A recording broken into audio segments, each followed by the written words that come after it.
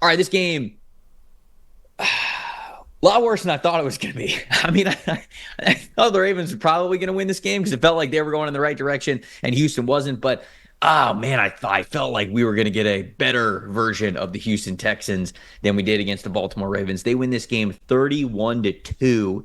And the only reason why the Texans were on the scoreboard is because of that safety. Lamar Jackson, after the game, I don't know if you saw this, actually apologized to his defense. He's like, hey, that's on us. We should have given you the shutout. You should have had that big donut there on the scoreboard at the end of the game. You guys played well enough to deserve that. But I'm very curious, what's your stat that told the story here in this game, this blowout game between two AFC playoff teams that feels like going in the wrong direction, or in opposite directions, I should say, right now?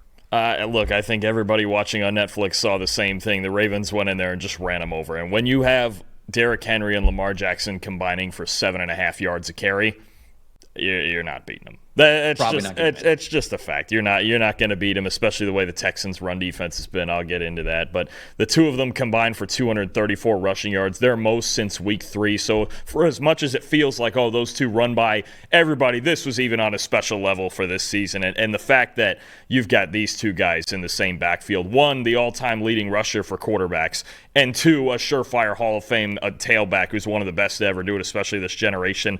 5th straight game where they've combined for at least 5 explosive runs. I mean, I don't know what necessarily you can do with these two guys at this point if they're going to run like this. And on top of that, they're second most yards before contact with 119 this season. So they're going in there blocking well. You have a monster in Derrick Henry who's 240 pounds and can still run a 4.4 and stiff-armed you to hell.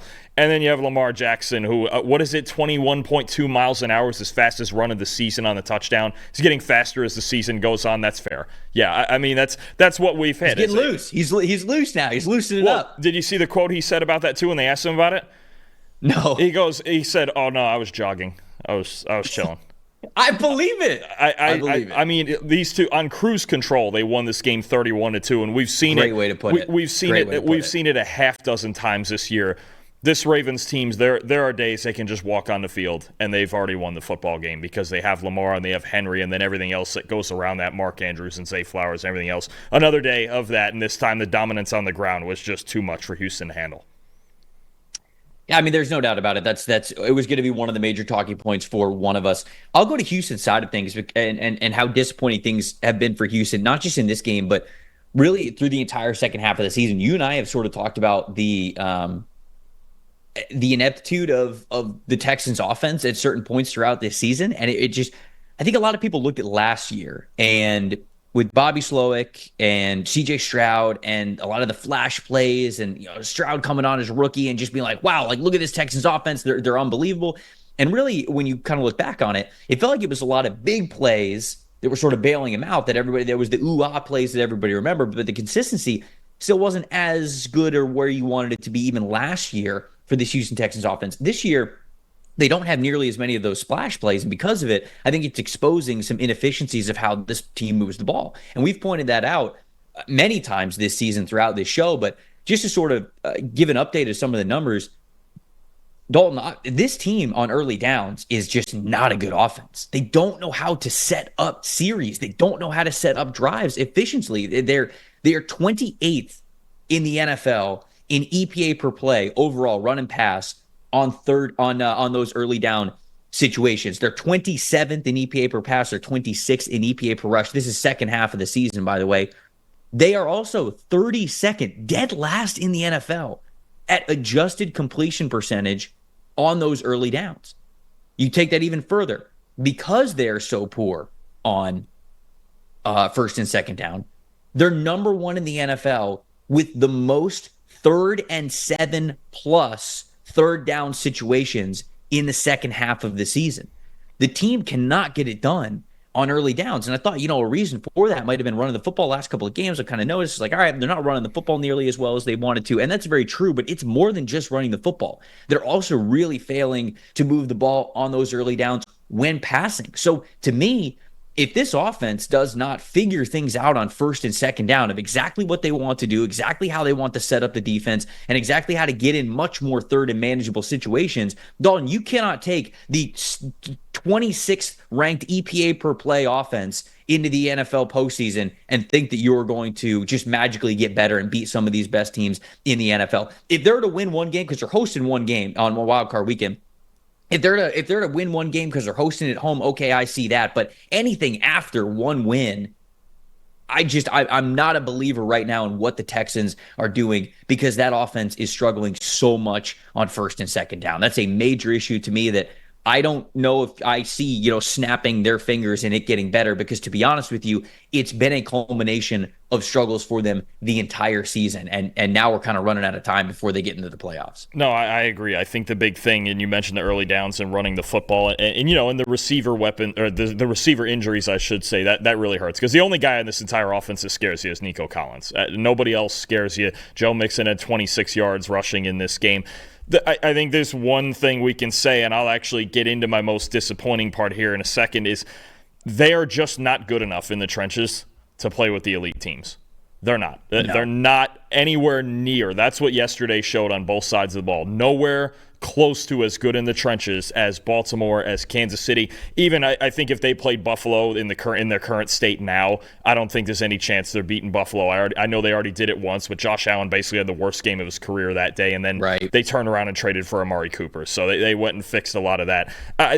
They're just not on that level. They're not. And I think, could they win one playoff game, likely hosting Pittsburgh?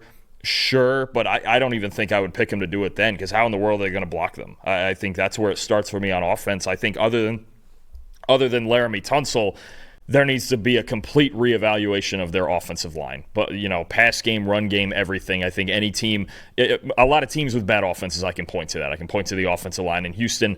That's where they're at. They just can't block anybody outside of Laramie Tunsil at left tackle. So there's that. The most disappointing for me, and I'm kind of going back to the Ravens offense angle here, and then the Texans defense. And look, 31-2 is a little bit extreme. But I didn't see how the Texans were going to win this game, because they just have no answers on the interior. And early in the game, they tried some five-man fronts. They tried some stunts. They tried some things that you go, okay, maybe they're, D'Amico Ryans is trying to pull something out of the bag here, but they don't have the dudes. I mean, you look at their defensive tackles in this game, 45 overall, 42.5 run defense grade, and they're in the bottom 4 for the season in both of those. And look, I love Will Anderson and Danielle Hunter, and the Texans are not a team you want to be playing against in obvious passing situations, but they just aren't very good on the inside. They don't have a single defensive tackle grading above a 60 this season.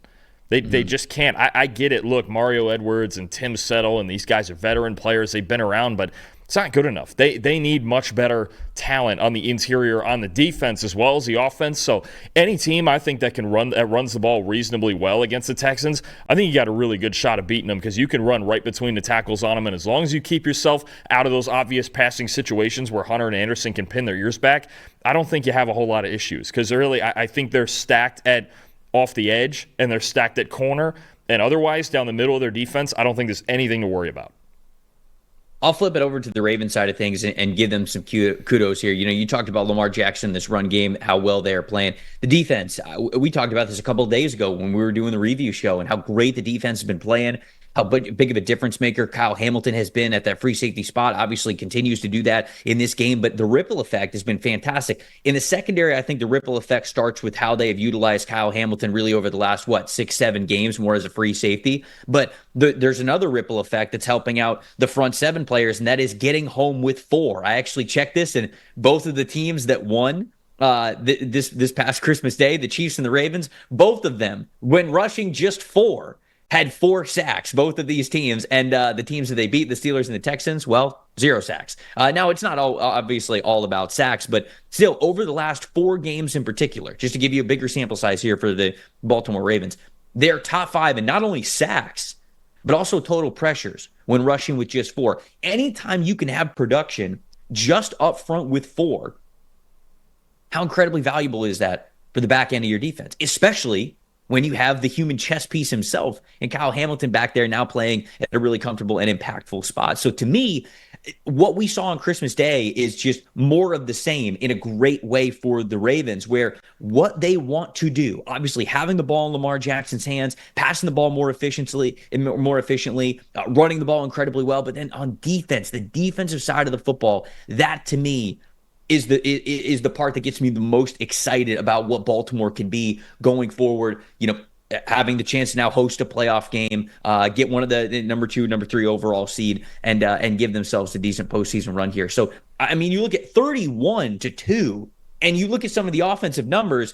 Obviously, Derrick Henry having 147 rushing yards is fantastic, but Lamar Jackson, 10 for 15, 168 yards, 2 touchdowns, no interceptions. And then he had the 87 yards himself rushing. Oh, but it's a problem when Anthony Richardson does it, isn't it, Dalton? Oh, Lamar does it, and he's great. No, I'm just kidding. 10 for 15 is different than 10 for 30. That's 2 different things there.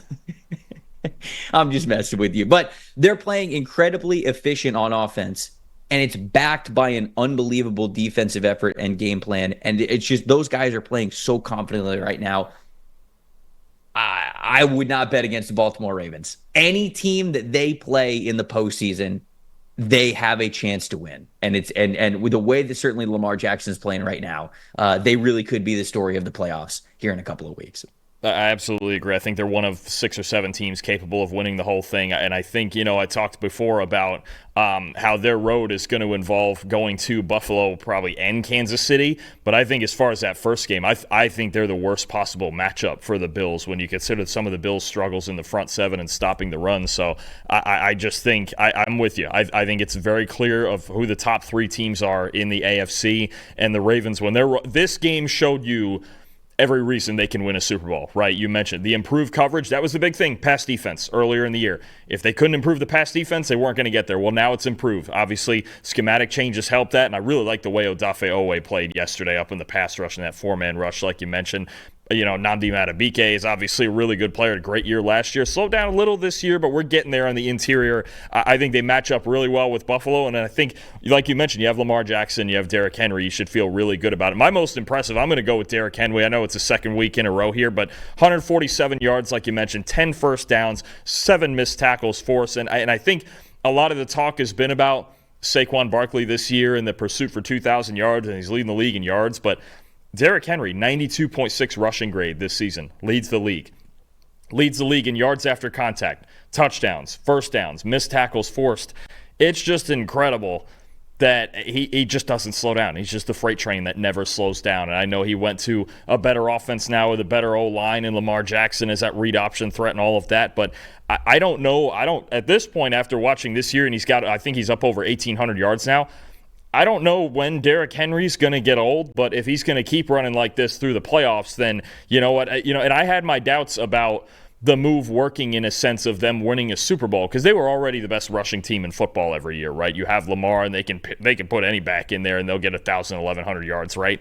But the fact that it actually has gone to this level, and this might be the most dynamic rushing duo that we've ever seen in one backfield, I think I have to take the doubts off the table now. I mean, with these two, they could run their way to a trophy, and I think they just have to go and they have to just get over the Kansas City hump, honestly. And obviously, they got to beat Buffalo too, but I really like the way they match up with the Bills, and then they just have to go into Arrowhead and finish the job they couldn't in week 1. May we all age as gracefully as Derrick Henry has, it feels like, throughout the later years of his NFL career. Thanks for watching, everybody. Make sure you like and subscribe the video. And if you don't have a PFF Plus subscription, you can get one to see all the premium stats that we talked about here on the show, plus the expert betting and fantasy advice over at subscribe.pff.com. The description is also right below, so if you are not a PFF Plus subscriber, you can become one today.